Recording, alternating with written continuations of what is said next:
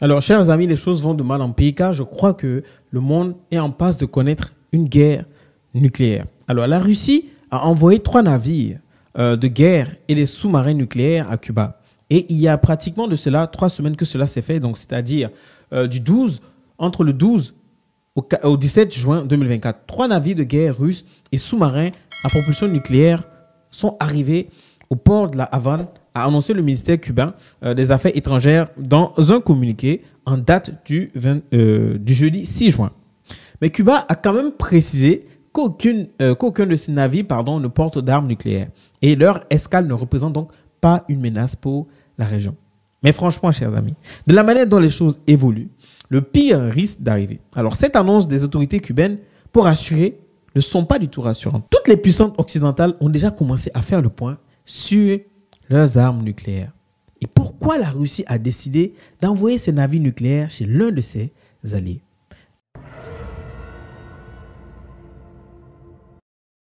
Je disais au départ que 4 navires de guerre russes ont effectué une visite officielle au port de la Havane à Cuba. Et le détachement naval est composé d'un Kazan, un sous-marin à propulsion nucléaire. Et le ministère cubain des Affaires étrangères précise, comme je vous le disais au départ, qu'aucun de ces navires ne porte d'armes nucléaires et que leur escale dans leur pays ne représente pas une menace pour la région.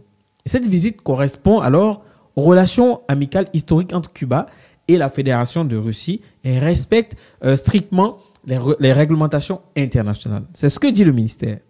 Mais cette action de la Russie intervient, je crois, après le fait que les États-Unis et la France ont autorisé l'Ukraine l'utilisation des armes de longue portée contre la Russie, des armes françaises et américaines. Face à ça, Poutine réagit en disant que si l'Occident autorise l'Ukraine à frapper la Russie avec ses missiles de longue portée, alors pourquoi n'aurions-nous pas le droit de fournir nos armes du même type dans des régions du monde où seront frappées les installations sensibles des pays qui agissent ainsi contre la Russie?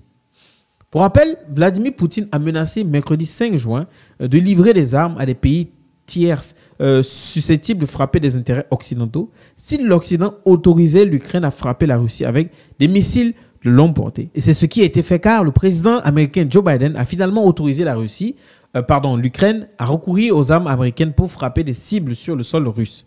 Une décision qui devrait permettre à Kiev de riposter aux frappes russes dans la région de Kharkiv, cible d'une offensive depuis plusieurs semaines. Plusieurs pays, dont la France et la Grande-Bretagne, ont décidé d'autoriser l'Ukraine à utiliser les armes occidentales pour cibler le territoire russe. Et honnêtement, la réaction de la Russie est une conséquence de cette décision. Vous savez, c'est comme ça que ça commence et après, la violence va aller de mal en pire. La Russie a dit qu'elle allait lancer des attaques asymétriques contre les alliés de l'Ukraine. Donc, des attaques par sabotage sur l'acheminement et l'approvisionnement des armes et des munitions, comme cela a déjà eu lieu en Pologne ou en République tchèque, par exemple. Vladimir Poutine et Kim Jong-un ont signé un accord de partenariat stratégique le 18 juin à Pyongyang, dont le contenu reste confidentiel. Alors, leur réunion a duré environ 2 heures après des négociations élargies. Cet accord reflète les changements géopolitiques mondiaux et l'hostilité commune envers les États-Unis. Poutine a été accueilli avec une grande cérémonie à Pyongyang. C'est sa première visite en Corée du Nord en 4 ans et la deuxième rencontre avec Kim en moins d'1 an. Les discussions se sont concentrées sur la coopération militaire et économique, la Russie cherchant un soutien en armes et la Corée du Nord en nourriture et énergie.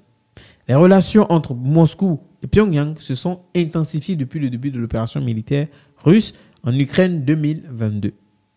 Les Occidentaux accusent la Corée du Nord de fournir des armes à la Russie en échange d'aide technologique et alimentaire, accusation que les deux pays démentent. La Russie a récemment soutenu la Corée du Nord à l'ONU et fourni une aide pour son programme de satellites et ses besoins alimentaires. Et la Corée du Sud et les Occidentaux suivaient attentivement ce rapprochement stratégique.